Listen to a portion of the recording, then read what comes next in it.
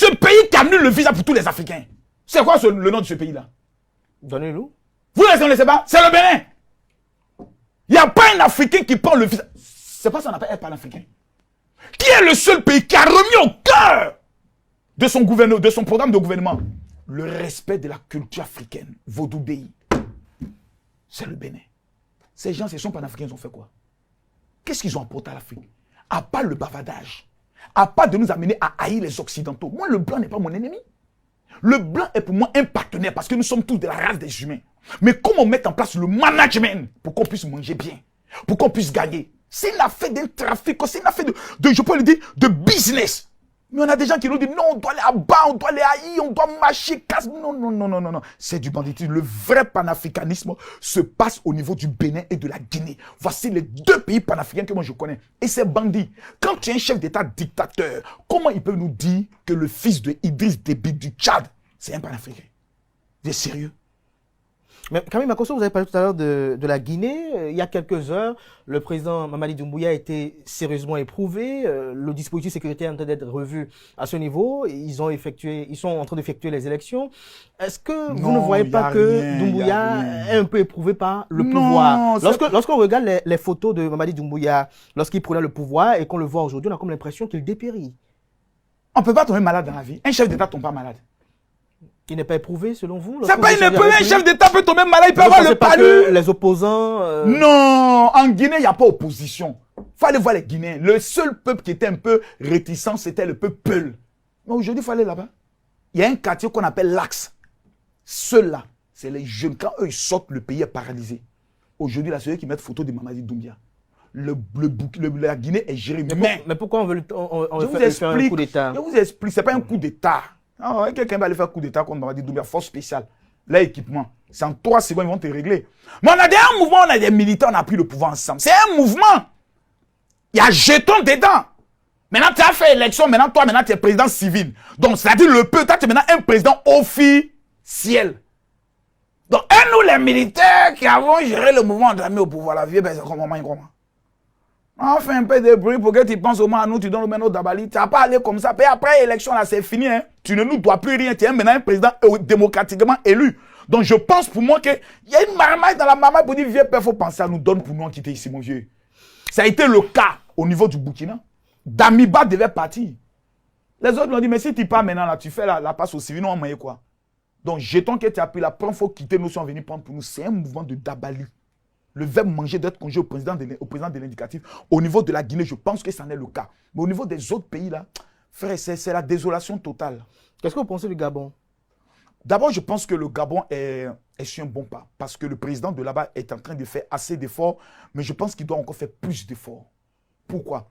Parce que aucun Gabonais ne doit être pauvre dans sa vie. Ils sont 2 millions. Ils ont le pétrole. Elle lance du pétrole seulement. On partage, chacun doit avoir quelque chose. Chaque Gabonais doit avoir 1 million par mois. Elle lance du pétrole seulement. On est 2 millions. 2 millions, c'est un quartier d'Abidjan. Yopougon. On est calme, on mange. Mais tu constates qu'il y a des Gabonais qui disent qu'ils sont pauvres. Non. Ça a été une méchanceté du système Bongo que le président Clotaire, et plutôt, je peux le dire, Brice Clotaire Oligui doit casser totalement. Il doit casser ce système. Pour remettre les fonds. J'ai discuté avec une autorité de votre pays, dit Makosso. Donnez-nous seulement 1/10 des richesses souterraines du Gabon. Vous allez voir ce que nous, le Béninois, on va faire comme magie. 1/10 seulement des richesses souterraines du Gabon. Nous, on va vous faire, c'est-à-dire, on va faire du Bénin le paradis de l'Afrique. Mais hélas, Dieu ne donne pas tout. Mais ce que j'aimerais vous donner comme révélation, je vous donne exactement 2 ans et que vous aujourd'hui gardez. Il y a une force de Dieu qui est en train de se répandre sur ce pays. Les partenaires économiques du Bénin, sur les découvertes, sur le plan du littoral, dans le domaine du gaz et dans le domaine du pétrole, je vous dis aujourd'hui, je ne dis plus rien. Vous allez confirmer que Camille Makosso l'avait dit. Le même Bénin qu'on voit aujourd'hui, qu'on dit n'a aucune richesse, les gens se moquent. Donnez-moi 2 ans. On va venir s'asseoir ici au palais du pétrole du Bénin. Ah bon? Et s'il vous plaît, du pétrole bleu. Ah bon? Je vous ai dit ça. et qui veut garder. Quelles sont les autorités béninoises que vous avez rencontrées? Est-ce que vous avez eu des appels, des encouragements de la part des autorités béninoises, puisqu'elles elles ne vous ont pas invité? Non, non, non. Je crois qu'on vous a même vu dans une vidéo au domicile du porte-parole du gouvernement. Oui, le porte-parole du gouvernement, c'est Richard Flash, par son bien qui a créé le contact et autres, parce qu'il a dit qu'il était pour moi plus qu'important d'aller même vers les bonnes informations par rapport à ce qui s'est passé au niveau du Bénin. J'ai eu à rencontrer aussi le fils du président par rapport à son grand festival qu'il a. Qu'est-ce que vous en pensez, ce festival? Je pense que les Béninois sont méchants. Méchant encore? Vous avez ce festival-là, vous nous cachez ça. Il faut que toutes les petites filles d'Abidjan viennent s'amuser pendant les fêtes de fin d'année au Bénin. Ah bon? Les jolies Béninoises, vous les gardez pour vous seuls. Pourquoi? Vous les avez vues? Oh, oui, oui, oui, oui, je les ai vues. Elles vous oui. ont plu? Oui, oui, oui, oui, oui, oui, oui, oui, oui, oui. Le pasteur ne s'abstient Laisse pas affaire de pasteur. Mais je m'assieds. Elle m'a plu. Maintenant, je me suis abstenu. Est-ce que j'ai péché? Mais il faut savoir apprécier la beauté du Seigneur. Dieu a créé des belles femmes béninoises. Belles comme le jour. Propre. Permettez-moi aux Ivoiriens de venir s'amuser avec vous. Il y a comme les Béninois sont beaux, frais. Quand une femme épouse un Béninois, sa vie a changé. Mais comment Parce que le Béninois sait respecter la femme. Comment qualifiez-vous la mobilisation autour de We Love VIA? Oh, je pense que la mobilisation n'est pas top. Elle n'est pas top parce qu'il faut beaucoup associer les blogueurs et les influenceurs. On peut plus rien faire aujourd'hui sans eux. Je n'ai même pas vu des gens, des blogueurs, des influenceurs faire trop de contenu. Pourtant, il y avait des espaces où on pouvait, pardon, donner des cartes VIP à au moins 20 blogueurs et TikTokers qui ont plus de 500 000 abonnés. On les confie par exemple à un homme comme Kenneth. Il choisit ces personnes. Ils viennent et ils sont dans la foule. C'est eux qui font les vidéos et autres, qui créent des contenus et autres. Vous allez voir que ça va donner un autre engouement à l'année prochaine. Il faudrait que de la même manière qu'on invite les journalistes, vous, nos collègues. On n'est pas collègues hein, pour certains. Oh, c'est blanc. Champion, on est collègues maintenant. On est des collègues. Nous nous traitons. Mais non, on traite aussi. Les annonces on fait là. On ne fait pas le même traitement. Non, on ne traite pas. Nous, dès que ça vient, dès que c'est lancé. Pendant que tu as déjà traité, nous, on a déjà balancé. Et puis, souvent, c'est chez nous, mais tu viens prendre l'information, mais venir traiter aussi. Et parfois, il y a des dégâts. Voilà, c'est pour ça que vous allez venir nous former entre collègues. Voilà. Vous êtes nos vieux pères, vous allez venir nous former pour dire, bon, les petits, voilà comment on fait, voilà comment on fait. Voilà. Donc, il faut associer les blogueurs et les influenceurs. Est-ce que vous savez que vous avez les TikTokers, les blogueurs qui ont plus d'abonnés? Jojo le comédien. Axel Murray, qui est aujourd'hui artiste et autres. Mais ces gens ont des millions d'abonnés. Il faut les associer, il faut leur donner leur place et leur donner beaucoup d'argent. Beaucoup d'argent. Oui, la communication. Vous aimez aussi l'argent, oui, oui. Après Dieu, c'est l'argent pour moi. Après Dieu, c'est l'argent pour vous. Est-ce qu'aujourd'hui, vous êtes au service de la communication gouvernementale de certains pays africains? Non, parce que certains sont méchants, ils ne savent pas connaître la valeur. Est-ce qu'un pays peut vous inviter pour venir mettre la lumière sur ce qu'il a réalisé dans son pays? Bien sûr. Ça n'a pas été le cas pour le Bénin? Non. Vous n'avez pas eu un ministre, un député, non, un acteur politique? Je vais vous dire pourquoi. Je suis quelqu'un de très orgueilleux. Déjà, avec mon entreprise immobilière, je me suffis. Si quelqu'un ici me fait une offense, je vais l'utiliser pour aider les veuves et les orphelins. Je ne veux pas que ma liberté d'expression soit contrôlée par qui que ce soit. Donc, si on m'invite un jour, par exemple, dans un pays tel que le Gabon et autres, Gérard Makosso, on a des infrastructures, on a une entreprise qui travaille, on souhaitait que vous veniez mettre la lumière sur ce que le chef de l'État est en train de faire. Je vais leur dire de façon très claire, vous me laissez visiter et donner ma communication selon mon cœur. Je ne veux pas venir mentir pour faire la propagande pour la propagande. Je veux faire la propagande de l'excellence. Et en même temps, vous apporter aussi mes conseils sur où ça ne va pas. Parce que j'ai quand même cette expérience à 46 ans. Je peux parler à des chefs d'État.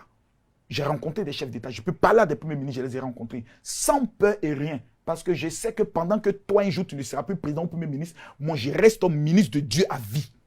Ministre de Dieu, parlant de cette... de ce registre-là. Tu es bon, hein? Camille Makosso, comment tu es bon? Regarde comment tu fais la transition, tu es bon. Il y a de bons journalistes au niveau de... Regarde comment il fait la transition. Je donne l'élément, il saisit pour... Non, tu es fort. Oui, Camille Makosso, vous êtes pasteur. Oui.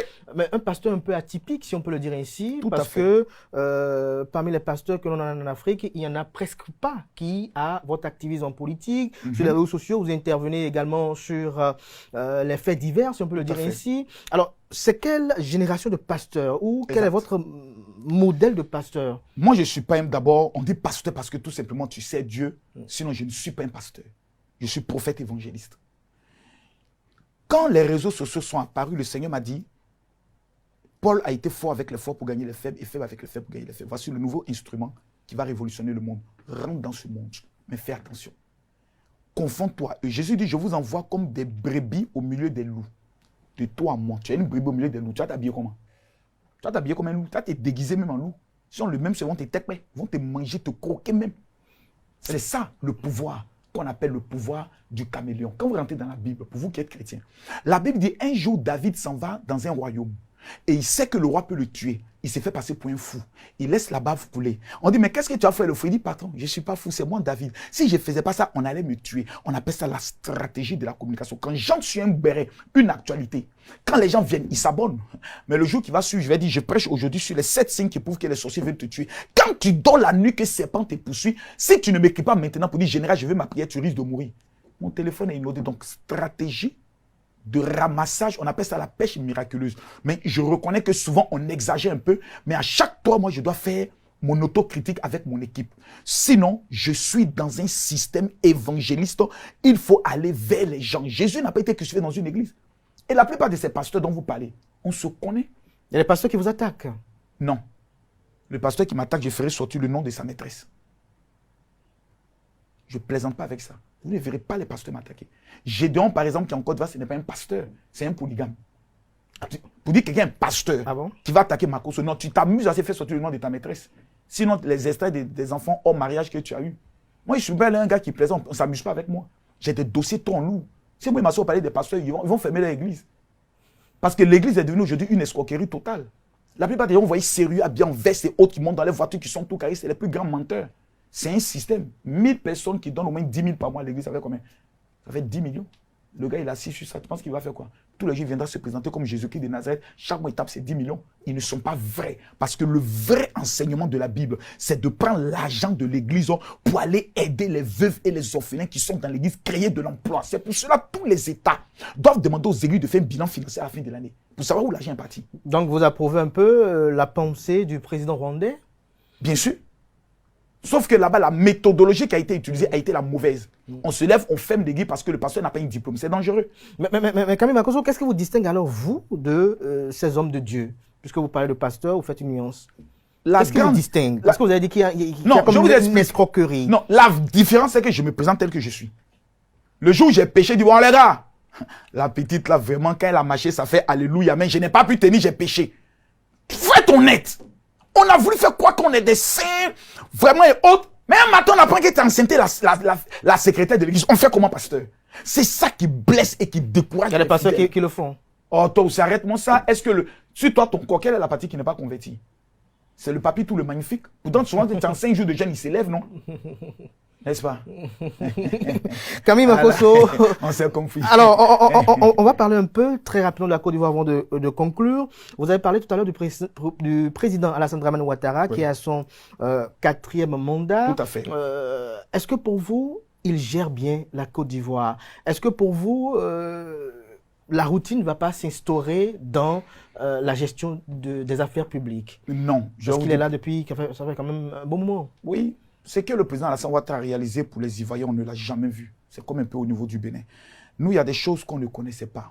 En Côte d'Ivoire, on n'avait même pas un IRM dans nos hôpitaux. IRM 1, on n'avait pas.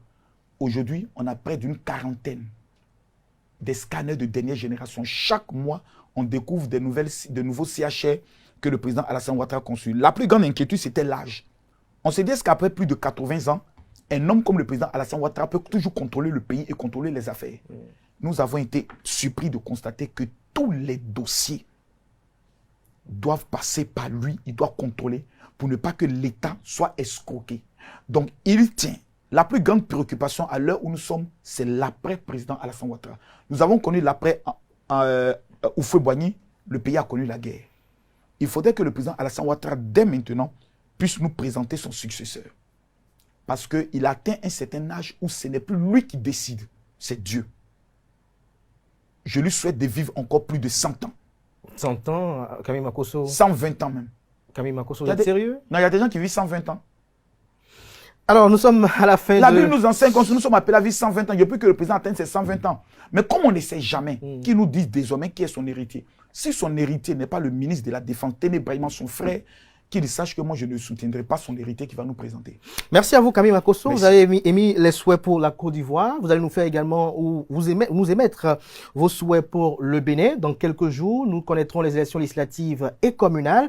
Et dans quelques mois, la présidentielle. Patrice Talon, il est partant.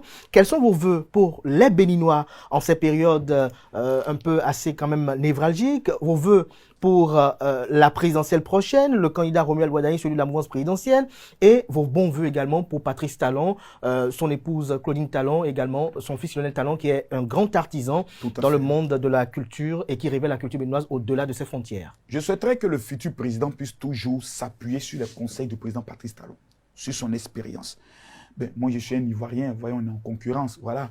Donc, si les Béninois peuvent nous faire le malin plaisir de ne pas élire le ministre d'État, ministre des Finances, M. Romuald, ça nous ferait bien plaisir. On va vous taper correctement sur le plan économique. On va vous humilier sur le plan des infrastructures. Commettez cette erreur-là, vous allez comprendre.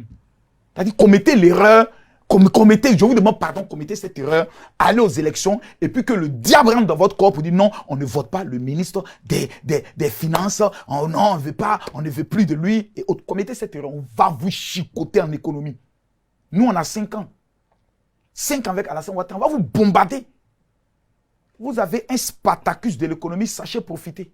Ça, on le dit de façon très claire. Moi, Non, je sais pas, pour vous, c'est un modèle, c'est un exemple, c'est une chance pour le Bénin. sur le plan économique, actuellement en Afrique de l'Ouest, il n'y a personne qui le vaut. C'est un génie.